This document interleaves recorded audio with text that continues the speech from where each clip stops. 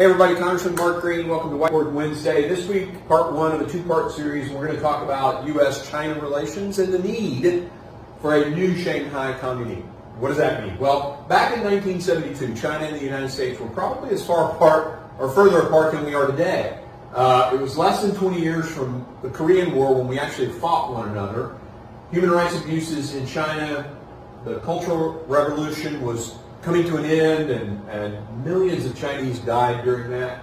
Logistical support, they were providing logistical support for North Vietnam while we were fighting the North Vietnamese in Southeast Asia.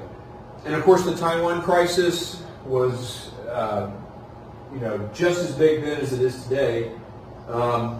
What happened is President Nixon and Mao came together, had a meeting, talked about their differences, agreed to work on certain issues, and then recognized their differences and articulated those differences. Particularly, they were united around a common threat, the USSR. Both denied hegemony, seeking hegemony in Asia, and then they defined those differences, those absolute positions. Don't want to say red lines, but basically this is what we want to stand on this issue with Taiwan.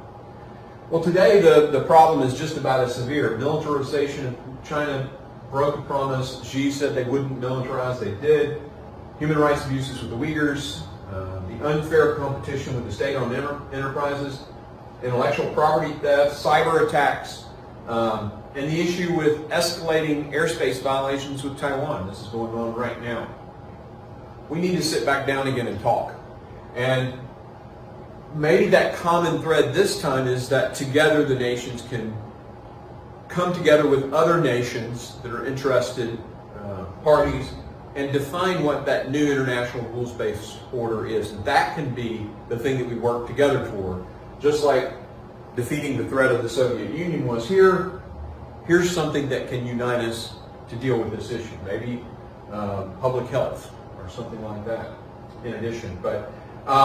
And both should continue to renounce hegemony in Asia. We can do that in an agreement. And then again, I think we need to restate what those absolutes are, because this escalating situation is creating a problem. Part two, we'll talk about how we get there. That's Whiteboard Wednesday. Thank you.